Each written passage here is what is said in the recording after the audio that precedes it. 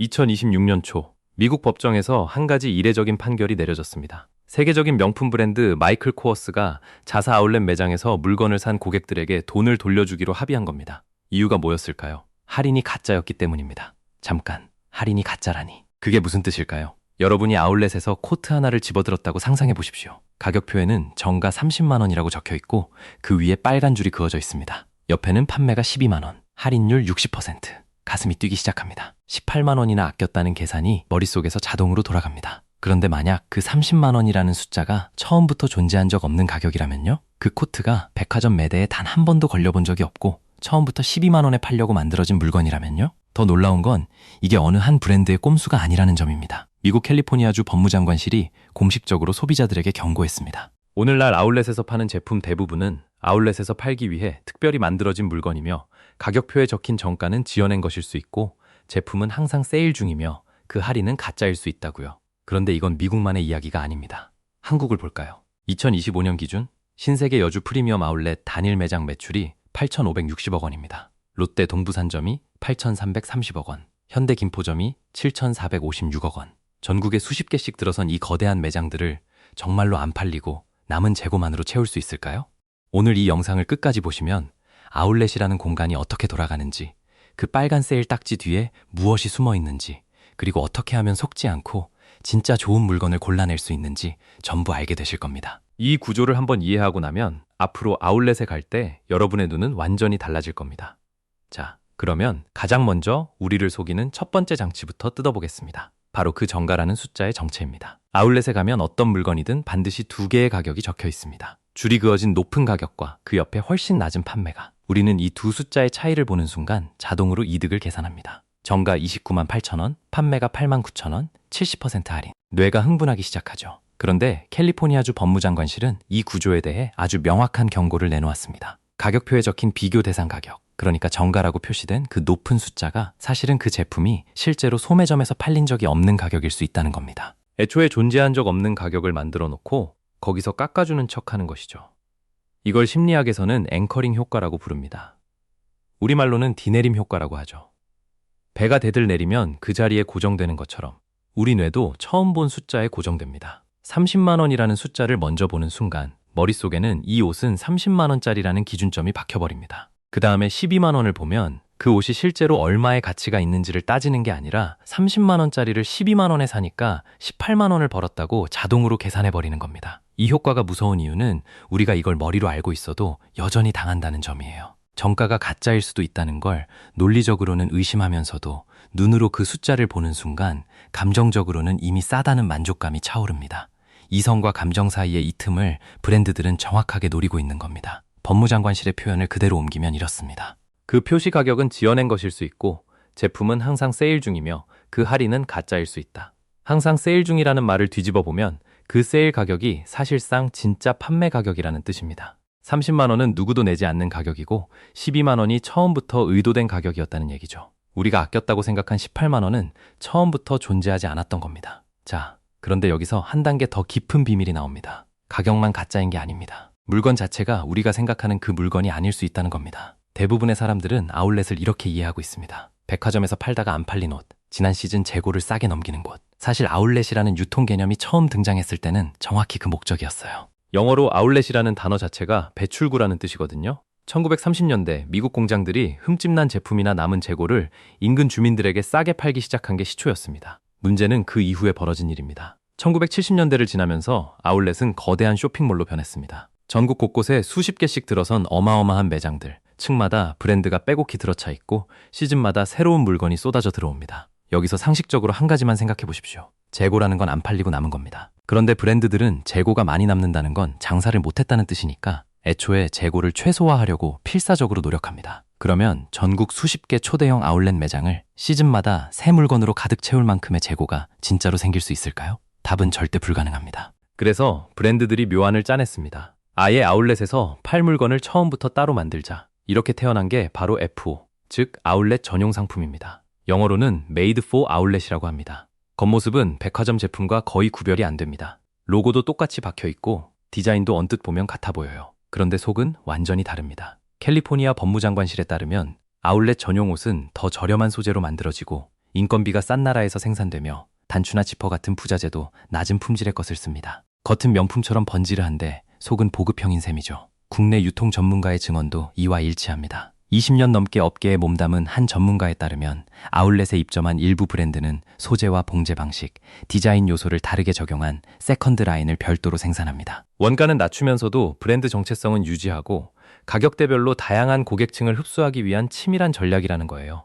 예를 들어 똑같은 스타일의 코트라도 단추나 안감, 원단의 혼용률이 미묘하게 다를 수 있습니다. 문제는 소비자가 이 차이를 거의 눈치채지 못한다는 점이에요. 매장에 걸려있을 때는 그럴싸해 보이는데 몇 번 입고 세탁하다 보면 어딘가 모르게 후줄근해지고 부자재가 헐거워지는 경험.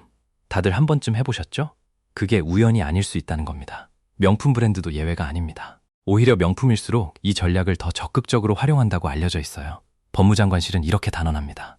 오늘날의 아울렛 매장에서 소매점과 똑같은 유명 브랜드 제품을 파는 경우는 거의 드물다고요. 정리하면 이겁니다. 우리는 명품을 반값에 샀다고 생각하지만 실제로는 명품처럼 생긴 보급형 라인을 산 것일 수 있습니다. 이쯤 되면 이런 의문이 드실 겁니다. 이렇게 뻔한 속임수를 아무도 문제 삼지 않았을까? 실제로 미국에서는 이 문제가 법정까지 올라갔습니다. 한 소비자 권익 전문 변호사가 마이클 코어스, 케네스 콜, 노드스트롬, 컬럼비아, 게스, 리바이스까지 유명 브랜드 7곳을 상대로 소송을 제기했습니다. 핵심 주장은 간단했어요. 이 브랜드들이 아울렛에서 실제로는 더 낮은 품질의 제품을 팔면서 마치 원래 비싼 제품을 할인해주는 것처럼 가격표를 붙여 소비자를 속였다는 겁니다. 그리고 이건 옛날 이야기가 아닙니다. 2026년 1월 보도에 따르면 마이클 코어스가 허위 및 과장 할인 광고를 둘러싼 집단 소송에서 소비자들에게 보상을 해주기로 합의했습니다. 이 소송은 2023년에 제기됐는데 아울렛 매장에서 허위 할인 표시로 소비자의 구매 판단과 선택권을 침해했다는 게 이유였어요. 마이클 코어스 측은 혐의를 부인했지만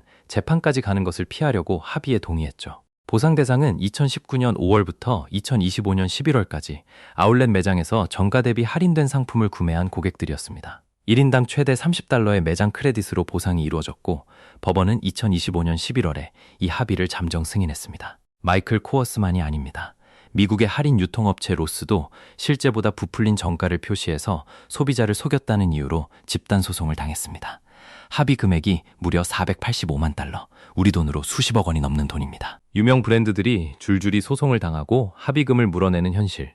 이것이 의미하는 바는 분명합니다. 가짜 정가 문제는 몇몇 나쁜 상인의 일탈이 아니라 유통산업 전체에 뿌리 깊게 박혀있는 구조적인 관행이라는 겁니다. 한 가지 더 짚고 넘어가야 할 점이 있습니다. 스포츠 브랜드, 특히 운동화 쪽은 상황이 조금 다릅니다. 나이키나 아디다스 같은 브랜드의 팩토리 아울렛에도 아울렛 전용 저가 라인이 섞여 있기는 합니다. 그런데 운동화의 경우에는 소비자가 이걸 구별할 수 있는 방법이 좀 더 명확해요. 바로 스타일 코드, 즉 품번을 확인하는 겁니다. 신발마다 고유의 품번이 붙어 있는데 이걸 인터넷에 검색하면 그 모델이 어떤 라인인지, 원래 정가는 얼마였는지 확인할 수 있거든요. 같은 품번이면 어디서 사든 품질은 동일합니다. 반대로 검색해도 정보가 잘 안 나오는 품번이라면 아울렛 전용 모델일 가능성이 높다는 신호입니다. 다만 옷은 이런 품번 체계가 신발만큼 명확하지 않아서 소비자가 알아채기 훨씬 어렵습니다. 여기까지 들으셨으면 이제 우리 뇌가 왜 이렇게 쉽게 넘어가는지 그 심리적 장치를 하나씩 뜯어볼 차례입니다. 앵커링 효과는 이미 말씀드렸죠. 그런데 아울렛에는 이것 말고도 우리를 흔드는 장치가 더 숨어 있습니다. 첫 번째는 희소성 착시입니다. 이 가격 오늘까지만, 재고 소진 시 종료. 이런 문구를 보면 우리는 지금 안 사면 손해라는 조바심에 사로잡힙니다. 그런데 아까 말했듯이 아울렛은 항상 세일 중이에요. 그 오늘까지는 사실 매일 반복되는 문구일 뿐입니다. 두 번째는 매몰 비용 심리입니다. 아울렛은 대부분 도심에서 꽤 떨어진 외곽에 있잖아요. 큰맘 먹고 차를 타고 멀리까지 왔는데 빈손으로 돌아가려니 왠지 아까운 마음이 듭니다. 여기까지 왔는데 뭐라도 하나는 사야지. 이 심리가 원래 살 생각도 없던 물건까지 장바구니에 넣게 만듭니다. 아울렛의 위치 자체가 소비를 유도하는 장치인 셈이에요. 그리고 여기서 진짜 충격적인 계산을 하나 해보겠습니다. 패션 업계에서는 브랜드 의류의 판매가가 보통 제조 원가의 3배에서 4배라는 게 상식입니다. 온라인 전용 브랜드는 2.8배에서 3배, 오프라인 캐주얼 브랜드는 3.3배에서 3.8배, 스포츠나 아웃도어 브랜드는 그보다 좀 더 높은 배수를 붙이는 게 일반적이에요. 자, 그러면 계산을 한번 해볼까요? 정가 30만 원이라고 적힌 코트가 있습니다. 이걸 4배수로 역산하면 제조 원가는 대략 7만 5천 원 정도가 나옵니다. 그런데 이 코트를 아울렛에서 12만 원에 팔고 있다면 12만 원도 원가 7만 5천 원보다 훨씬 비싼 가격이에요. 브랜드는 이 옷을 12만 원에 팔아도 여전히 이익을 남기고 있다는 뜻입니다. 여기서 끝이 아닙니다. 이게 아울렛 전용 상품이라면 원가는 정상 제품보다 더 낮을 테니 브랜드가 남기는 마진은 훨씬 더 크겠죠. 30만 원이라는 정가는 결국 우리 머릿속에 다들 내리기 위한 장식용 숫자였을 뿐이라는 게 이 간단한 산수로 확인됩니다. 이렇게 앵커링, 희소성 착시, 매몰 비용 심리까지 여러 장치가 겹겹이 작동하니 우리가 아울렛에서 이성을 유지하기가 어려운 건 어쩌면 당연한 일인지도 모릅니다. 그렇다면 이제 가장 실질적인 이야기로 넘어가겠습니다. 어떻게 하면 아울렛에서 속지 않고 진짜 좋은 물건을 골라낼 수 있을까요? 유통 전문가들과 소비자 단체가 공통적으로 강조하는 방법을 하나씩 정리해 드릴게요. 첫 번째, 상품에 붙은 라벨과 품질 표시를 반드시 확인하십시오. 소재가 무엇인지, 어느 나라에서 만들어졌는지 꼼꼼히 보는 겁니다. 같은 브랜드라도 아울렛 전용 제품은 원단 혼용률이 다르거나 생산 국가가 다른 경우가 많습니다. 예를 들어 백화점 정상 제품은 캐시미어 함량이 높은데 아울렛 전용 제품은 같은 디자인이라도 폴리에스터 비중이 높을 수 있어요. 가능하다면 백화점 정상 제품의 라벨과 비교해 보시면 차이가 바로 보일 때가 있습니다. 두 번째, 이게 가장 확실한 방법인데요. 매장 직원에게 대놓고 물어보십시오. 이 제품이 백화점 정상 매장에서 파는 것과 똑같은 제품인가요? 아니면 아울렛 전용 상품인가요? 캘리포니아 법무장관실도 소비자들에게 이 방법을 권하고 있습니다. 내 돈 주고 사는 건데 정확히 알 권리가 있으니까 물어보는 걸 전혀 부끄러워하실 필요 없습니다. 세 번째, 그 정가를 절대 곧이곧대로 믿지 말고 직접 검색해 보십시오. 스마트폰으로 그 자리에서 바로 같은 제품이나 비슷한 제품의 실제 판매가를 확인할 수 있습니다. 특히 품번이 있는 제품은 품번을 검색하면 정확한 정가와 판매 이력이 나옵니다. 그 30만 원이 진짜인지 지어낸 숫자인지 금방 드러나요. 네 번째, 반품 규정을 꼭 확인하십시오. 아울렛에서 산 제품은 보통 그 브랜드의 백화점 정상 매장에서 반품이나 교환이 안 됩니다. 아예 별개의 유통 채널로 취급되거든요. 나중에 사이즈가 안 맞거나 하자가 있어서 백화점에 갔더니 여기선 처리가 안 됩니다 라는 말을 듣는 경우가 정말 많습니다. 다섯 번째, 이건 마음가짐에 관한 건데요. 할인율에 현혹되지 말고 이 가격에 이 물건을 살 것인가만 생각하십시오. 정가가 얼마였는지는 잊어버리고 오직 지금 눈앞의 가격과 그 물건의 실제 가치만 비교하는 겁니다. 80% 할인이라는 숫자를 머릿속에서 지우고 이 옷이 12만 원의 값어치가 있는가만 판단하면 앵커링 효과에서 벗어날 수 있어요. 애초에 필요하지도 않았던 물건을 싸니까 사는 게 가장 큰 낭비라는 걸 기억하시면 됩니다. 그리고 최근에는 아울렛보다 한 단계 더 나아간 새로운 형태의 매장도 등장하고 있습니다.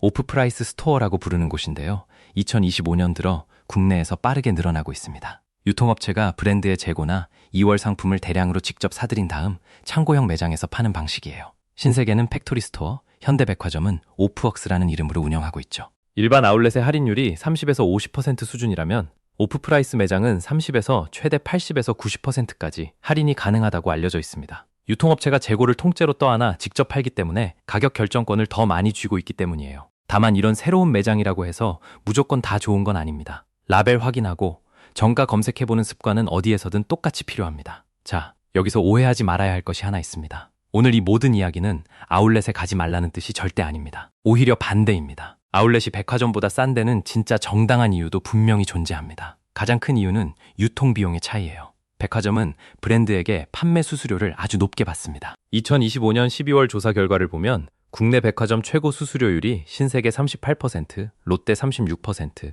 갤러리아 33%, AK 플라자 30%, 현대 26%였습니다. 평균적으로 의류 수수료가 매출의 30% 안팎이에요. 백화점에서 10만 원짜리 옷이 팔리면 그중 3만 원 넘는 돈을 백화점이 가져간다는 얘기입니다. 브랜드 입장에서는 이 수수료를 감안해서 가격을 높게 잡을 수밖에 없죠. 반면 아울렛은 수수료 구조가 더 낮거나 고정 임대료 방식으로 운영되는 경우가 많아서 그만큼 가격을 낮출 여지가 생깁니다. 이건 소비자에게 실질적인 이득이 될 수 있는 부분이에요. 또한 아울렛이 전부 전용 상품으로만 채워진 건 아닙니다. 진짜 재고, 진짜 2월 상품도 분명히 섞여 있어요. 브랜드 입장에서는 창고에 재고를 쌓아두면 보관 비용도 들고 가치도 떨어지니까 손해를 좀 보더라도 빨리 현금으로 바꾸는 게 이득이거든요. 이런 진짜 재고를 잘 골라내면 정말 좋은 물건을 파격적인 가격에 살 수 있습니다.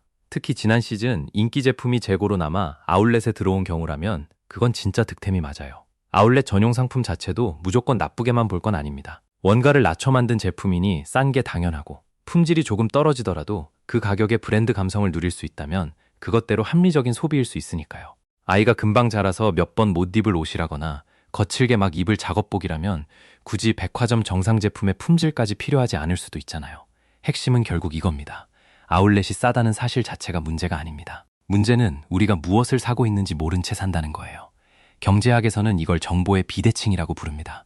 파는 쪽은 이 제품이 전용 상품인지 재고인지, 그 정가가 진짜인지 가짜인지 전부 알고 있는데 사는 쪽인 우리는 아무것도 모릅니다. 바로 이 정보의 격차가 진짜 함정인 겁니다. 하지만 오늘 이 영상을 끝까지 보신 여러분은 이제 다릅니다. 아울렛이라는 공간이 어떻게 돌아가는지, 그 할인이라는 게 어떻게 만들어지는지, 그리고 어떻게 하면 속지 않고 진짜 좋은 물건을 골라낼 수 있는지 전부 아시게 됐으니까요. 라벨을 확인하고, 직원에게 물어보고, 정가를 검색하고, 반품 규정을 챙기고, 할인율이 아니라 물건 그 자체의 가치를 보는 것. 이 5가지만 기억하셔도 여러분은 더 이상 90%에 속하지 않습니다. 아는 사람에게 아울렛은 여전히 좋은 물건을 싸게 사는 보물창고입니다. 다만 그 보물을 알아보려면 빨간 할인 딱지가 아니라 물건 그 자체를 봐야 합니다. 아울렛이 나쁜 게 아닙니다. 아울렛이 어떤 곳인지 모르고 가는 것이 나쁜 겁니다. 이것이 오늘의 판결입니다.